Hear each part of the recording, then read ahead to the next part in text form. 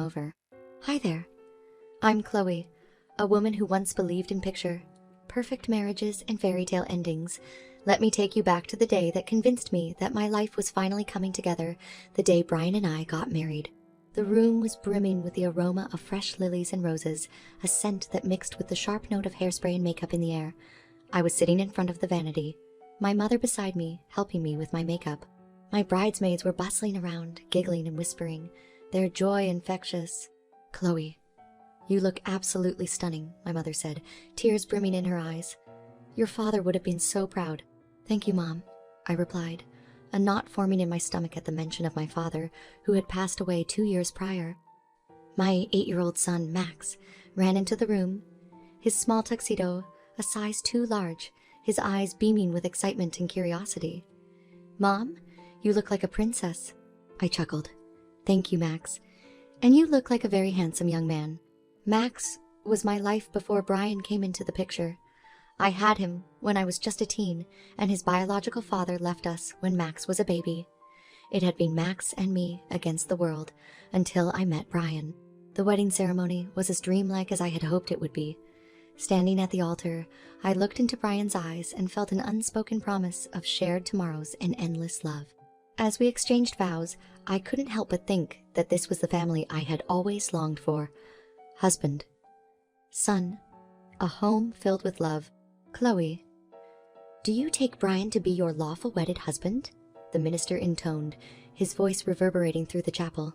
"I do," I said, my voice tinged with emotion. "And do you, Brian? Take Chloe to be your lawful wedded wife?" "I do," Brian echoed. We sealed our vows with a kiss, a simple act that symbolized our union.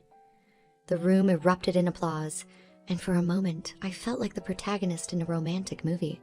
As we made our way to the reception hall, Brian leaned close and whispered, "Chloe, you're the best thing that ever happened to me, and you to me."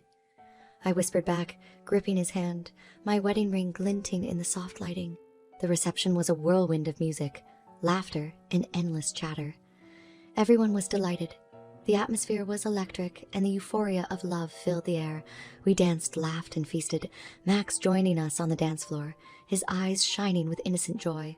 The entire evening felt surreal, like a bubble of happiness that would never burst. As the night wound down and the guests began to leave, Brian pulled me close for one last dance. "I can't believe we're married," he said softly, his eyes searching mine. "This is just the beginning, Chloe. Just the beginning." I looked up at him, my heart aflutter with anticipation and excitement. "I know, Brian. I can't wait to spend the rest of my life with you." We wrapped our arms around each other, and I let myself get lost in the moment, feeling like the luckiest woman in the world. So there it was. The perfect beginning to what I believed would be a perfect life. But I learned that life has its ways of teaching us lessons we didn't think we needed to learn, often in the cruelest ways possible. Little did I know, the dream was about to end, and I would soon wake up to a nightmare that would force me to question everything and everyone I had ever trusted. And that's where our story really begins. It's strange how time plays tricks on us. The days following our wedding were like a honeymoon phase, not just for Brian and me, but for Max as well. Dinners were family affairs, movie nights were sacred, and it felt like the puzzle pieces of my life had finally fit together perfectly. But around the 6-month mark, I noticed something unsettling, a shift so slight yet significant that it could not be ignored. In those initial months, Brian would call me multiple times during the day to check in. "Hey, Chloe, how's your day going?" he would say, and I'd feel that warm rush of joy that comes from being wanted and loved. "Day's going great, Brian. How's yours?" I'd reply, the smile evident in my voice. But as days turned into weeks, and weeks into months, those calls became less frequent. At first, I brushed it off as the natural settling of marriage. "He's busy," I told myself. "Work pressure must be high." The tipping point came one Thursday evening. Max was in his room, engrossed in his video games, and I was setting the dinner table, awaiting Brian's arrival. It was 8:00 p.m., then 9:00, and then 10:00. No sign of Brian. Around 10:30 p.m., I heard the front door unlock and the hushed rustle of Brian's coat on the hanger. "Hey, you're late." "Everything okay?" I asked, trying to keep my voice neutral. "Yeah, just a busy day at the office." he muttered, avoiding eye contact as he made his way to the dinner table. Over dinner, the tension was palpable. Brian's eyes looked tired, his demeanor distant. I tried to engage him in conversation, but his responses were curt. "So, how was your meeting today?" "You mentioned it was a big one," I ventured, trying to fill the uncomfortable silence. "It was fine, Chloe. Just like any other meeting," he answered, pushing his food around his plate. The weight of his absence filled the room, and for the first time, the spacious dining area felt small, as if the walls were closing in on me. Later that night, as I lay in bed, my eyes fixed on the ceiling, I realized we needed to address the elephant in the room. "Brian, we need to talk," I finally mustered the courage to say, my voice tinged with vulnerability. "Can't this wait?" "I'm really tired, Chloe," he replied, not even turning to look at me. "No, it can't wait," I insisted.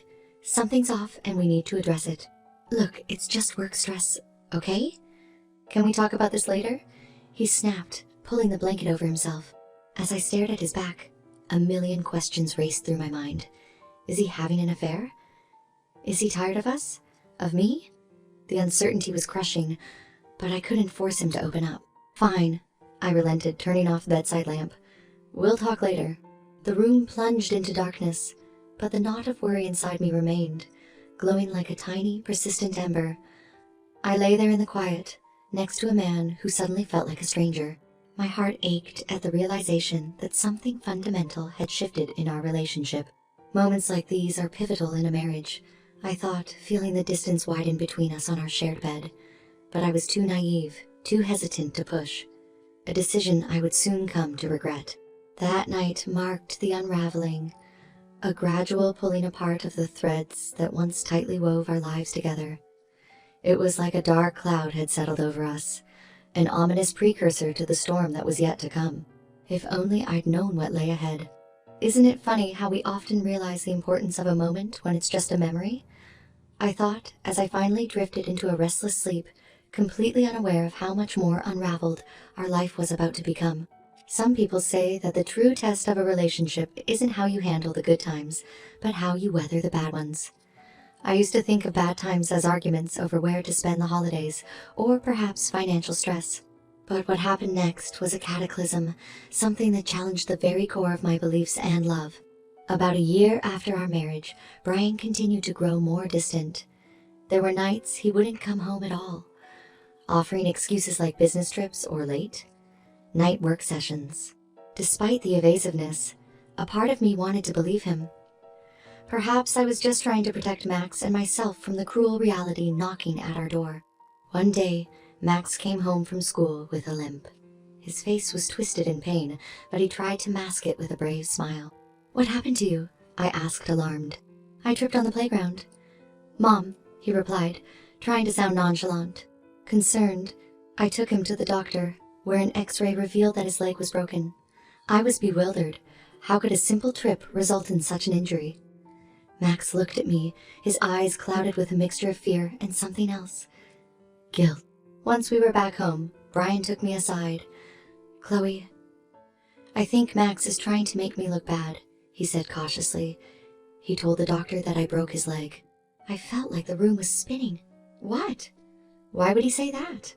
"He wants to tear us apart," Brian insisted, his eyes full of a desperate intensity. "He doesn't like the fact that you're happy with someone else." I looked at Brian, then at Max, who was sitting on the couch, his leg propped up. My mind was a maelstrom of emotions. Could my son lie about something so serious? My motherly instincts clashed horribly with my role as a wife. I was at a crossroads, and the weight of the decision paralyzed me. "Are you seriously believing him over your own son?" Max interjected, having overheard our conversation. His voice was tinged with disbelief and hurt. I looked into Max's eyes, searching for a sign, a glimmer of the truth. "Max, are you sure it was Brian?" "These are very serious accusations." Max looked down, his voice barely a whisper. "Yes, Mom, I'm sure. For reasons that still haunt me, I chose to believe Brian." "Max, I think you're confused," I said, my voice quivering with doubt and a sadness I couldn't fully understand. Days passed, but the tension in our home remained, a silent, invisible force that weighed heavily on us all. Brian suggested a weekend getaway to the woods, a chance to reset and bond as a family. Despite Max's protests, I agreed. I thought the escape would mend the broken trust and dissipating love. But the woods held something else for us, something dark and life-altering. The sun was setting, its final rays filtering through the canopy of trees as we set up a makeshift campsite. Brian made a fire, and soon enough we were all sitting around it. To break the ice, he suggested we have some tea. As we sipped from our cups, I noticed Max's and my eyes grow heavy. "Mom, I feel strange," Max mumbled before collapsing onto the ground. I wanted to scream, to shout for help, but darkness overtook me, pulling me into its inky depths. Waking up that morning was like coming out of a nightmare, only to realize that the nightmare was real, and it had just begun. As my eyes flickered open, adjusting to the daylight filtering through the trees, my first instinct was to look for Brian. But he was nowhere to be found. My gaze shifted to Max, who was lying next to me, still unconscious. My heart sank as I noticed his crutches were also missing. My mind raced as I shook Max awake. Max, wake up. We need to get out of here." He groaned as he sat up, blinking away sleep and confusion. "Mom, what happened? Where's Brian?" "I don't know, but we can't stay here. We need to move," I said, trying to keep the rising panic out of my voice. I looked around and found the glass cups we'd used for the tea. It hit me like a ton of bricks. Brian had drugged us. My hands trembled as I picked up the glass. "We're taking this with us. It might be evidence." As we got ready to leave, I couldn't help but notice that Max was struggling. His leg, still healing, was clearly giving him immense pain. He didn't say it, but I saw it in his eyes. The unspoken "I told you so." We began walking, Max leaning heavily on me for support. "Mom, how could he do this to us?" he asked, his voice tinged with sadness and betrayal. "I don't know." "Max, I don't know," I whispered, my own voice choked with tears. "But right now, we need to focus on getting back home." For hours we walked, the weight of our situation growing heavier with each step. The forest seemed to stretch endlessly in all directions. Just when despair was about to set in, we heard voices. Following the sound, we soon stumbled upon a group of vacationers. Their eyes widened as they took in our disheveled appearance. "What happened to you two?" One of them asked, rushing over to help. "Please, can you help us? We're lost, and we need to get back to town," I implored, relief washing over me. Without hesitating, they welcomed us into their group. They gave us food and water, even offering a bit of alcohol to numb our physical and emotional pain. As we sat around their campfire, I recounted the horror that had befallen us, skirting around the painful details of betrayal. I wasn't ready to share that part. Not yet. The vacationers listened, their eyes widening with each revelation. "You need to report this to the police," one of them insisted. "This is serious." "Yes, that's the plan," I replied, holding the glass cup tightly in my hands.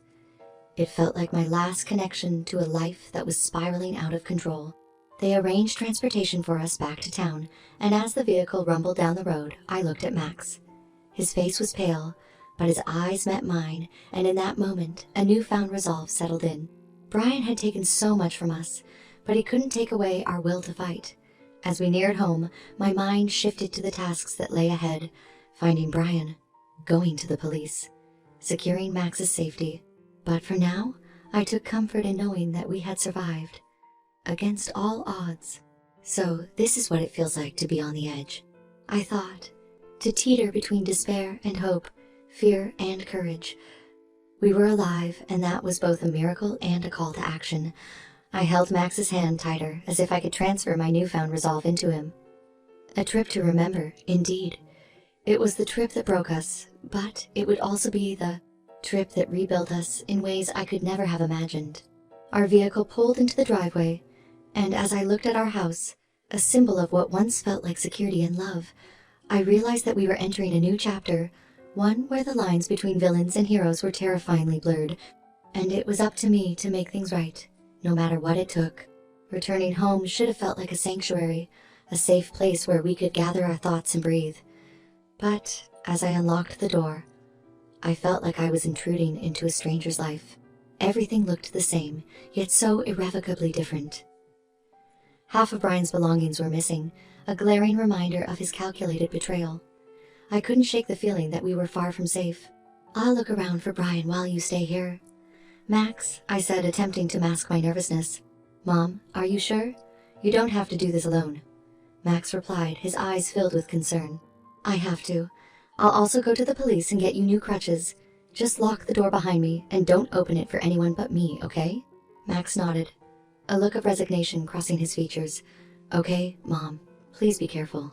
Stepping back into the outside world, I felt vulnerable yet resolute. The glass cup was wrapped in a cloth and stashed in my bag. It was the only tangible evidence I had, and I clung to it like a lifeline. The local police station was only a few blocks away, but the walk felt interminable. My thoughts were a chaotic whirlpool, each one spiraling into the next. Would they believe me? Could they find Brian? What if he came back? Upon entering the station, I was greeted by an officer at the front desk. "How can I assist you, ma'am?" Taking a deep breath, I mustered all the strength I had left. "I need to report a crime. My husband drugged my son and me, left us stranded in the woods, and disappeared." The gravity of my words hung in the air, and the officer immediately directed me to a private room for questioning. Here, I unraveled the harrowing tale, each detail etched deep into my memory. When I showed them the glass cup, they took it for immediate testing. "Mrs. Carter, we'll do everything we can to locate your husband and investigate your claims," the officer assured me. "Thank you. All I want is for my son to be safe and for Brian to face the consequences of what he's done," I replied, my voice laced with determination. After leaving the station, I stopped by a medical store to buy new crutches for Max. As I picked them out, a cold realization washed over me. These crutches were not just support for Max's broken leg. They were a symbol of the shattered trust and broken lives we now had to navigate. Returning home, Max was relieved to see me. "Did it go okay, Mom?" "As okay as it could go," I answered, handing him the new crutches. "The police are investigating, and now we wait." We didn't have to wait long. The next morning, my phone rang with an unfamiliar number, flashing on the screen. "Is this Mrs. Chloe Carter?" "Yes, this is she. This is Officer Williams. We've completed the tests on the glass cup you provided. It contained traces of a potent sedative. Your husband is now officially a suspect." The confirmation was like a double-edged sword, relieving because it validated our truth, but terrifying in its implications. Where was Brian? What was he planning? As I listened to the officer, my eyes met Max's, and I saw a glint of vindication there. This was our moment of cold, hard truth, but it was also our moment of clarity. Lost and found. We had lost our way, led astray by deceit and betrayal, but in that painful journey, we had found something invaluable. Our strength, our voice, our unbreakable bond. The phone call from the police was like a ripple in a stagnant pond, a sign that the wheels were finally in motion. A wave of anticipation swept over me, a strange brew of fear and relief. If Brian was found and arrested, at least a semblance of justice would be served. Yet, as the days went by without any news, the tension mounted, casting its heavy shadow over our lives. A week later, I received another call that jolted me out of my uneasy truce with time. "Mrs. Carter, we've located your husband. He was detained while trying to leave the country and is being deported back here for trial. You and your son will need to testify." For a moment, the room spun around me. This was it, the moment of reckoning. As I put down the phone, Max looked at me with questioning eyes. "Is it about Brian?" "Yes," I replied, my voice tinged with a mixture of apprehension and resolve. "He's been caught. There's going to be a trial." Max nodded, the gravity of the news registering on his young face. "What happens now, Mom?" "Now, we face him, and we make sure he can't hurt anyone ever again." The day of the trial was etched with a surreal clarity. Walking into the courtroom, I felt like a soldier going into battle. My armor was my truth, my weapon my voice. I looked across the room and saw Brian for the first time since that fateful trip. He was a ghost of the man I thought I knew, his eyes avoiding mine, but when he saw Max hobbling in on his crutches, his face turned pale. As the proceedings unfolded, the atmosphere in the room grew increasingly tense. The prosecution laid out the case methodically, detailing the sequence of events, the drugging, the abandonment, and Brian's subsequent attempt to flee the country. Then it was my turn to take the stand. As I recounted the harrowing events, My voice didn't waver, and my gaze remained fixed on Brian. I wanted him to know that I was no longer the person he could manipulate and discard. "How did you feel when you woke up in the woods?" the prosecutor asked. "Betrayed, scared, but mostly furious." I replied, "Furious that someone could be so selfish and heartless, willing to endanger the lives of people who loved him." Brian's defense attorney attempted to shake my credibility, implying that Max's injury might have been accidental and questioning why I had trusted Brian enough to marry him in the first place. "Love blinds us," I retorted, "but the scales have fallen from my eyes. This isn't about why I trusted him. It's about how he betrayed that trust in the most cruel and dangerous way possible." Finally, Max took the stand. Despite his young age, he spoke with a maturity that belied his years, corroborating every aspect of my testimony. When asked how he felt about Brian, Max simply said, "I never really liked him, but I never thought he'd go this far to hurt us." The trial seemed to last an eternity, but eventually, the jury returned with their verdict. Guilty on all counts, Brian was sentenced to 3 years in prison. As the judge pronounced the sentence, I felt a plethora of emotions rush through me. Vindication, relief, but also a deep sorrow for the love that was lost, the family that could have been.